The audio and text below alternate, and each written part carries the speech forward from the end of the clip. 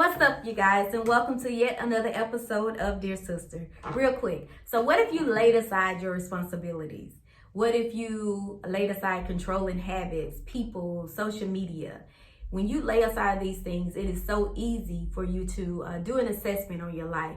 And so often we allow life to pass us by.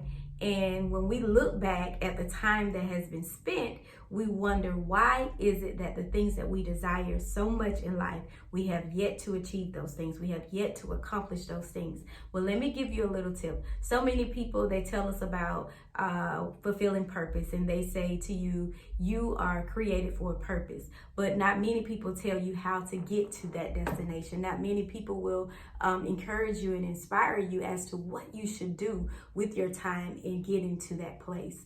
So let me just tell you, life has a way of beating you down. And life has a way of distracting you from seeing the important things in life. So yes, our children are important. Yes, if you're a wife, your husband is important. Your career is important. All of these things are important. But if you get up every day and that is your normal routine, how else will you know if there's something else for your life? How will you know what else it is that you're destined to do other than that thing? So that means that you need to take quality time for yourself. Just take a getaway and do an assessment on your life.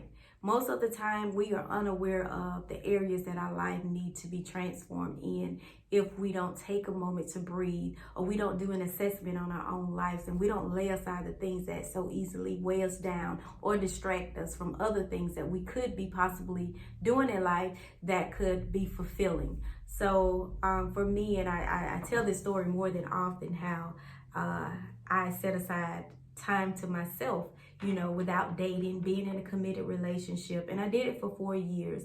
And that downtime, it wasn't so much about teaching me how to be in a relationship. It literally taught me the essence of my own nature. I learned things about myself that I probably would have never learned had I still been committed to something or committed to a thing. There were so many barriers that was in my way, and I realized why I was so weighted down all the time, and why it was so easy for me to be distracted, because I gave so much of myself to other people. And let me just tell you, living in a world trying to satisfy people is impossible.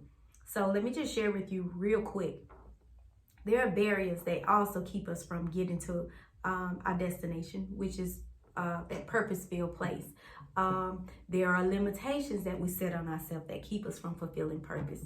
For me, people that know me personally, they know that 9 times out of 10, I'm a loyal individual. So if you call me in the middle of the night, whether it's 2, 3, 4, 5 o'clock in the morning, I'm gonna answer.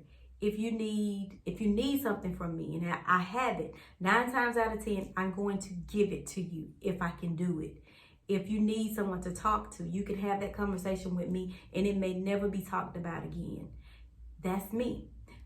I'm not perfect. I'm far from perfect. However, I just felt like I was always giving so much of myself in relationships. I was giving so much of myself in friendships. And so me just laying these emotions and these encounters out on the table, this is big for me.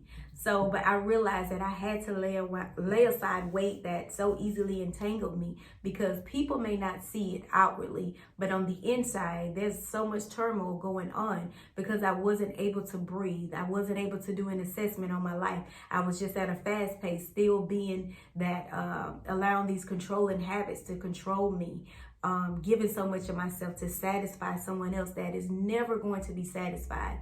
And what I realized, that barrier that I placed on myself and those limitations that I set on myself was basically putting impractical expectations on people. We give people titles, and we expect these people to live up to those titles. We put expectations on people, and it's impractical, it's unfair. And so I did that for many, many, many years. If you give so much of yourself, you're going to want to reciprocate the same energy, and that may not be the case. So what is going to happen is you're going to be disappointed. You're going to be wounded. You're going to be scarred. And then you're going to keep asking yourself, why am I not reciprocating the same thing? Why am I not receiving the same energy? You are responsible for who and what you give access to.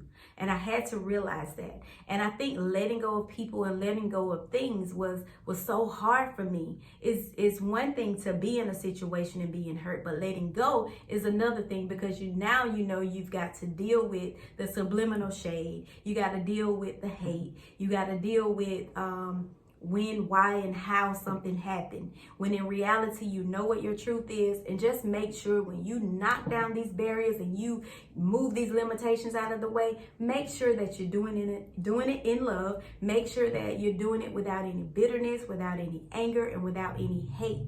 And so taking time for yourself will allow you to do these things in love. Overall, we know that love always wins. Love conquers all.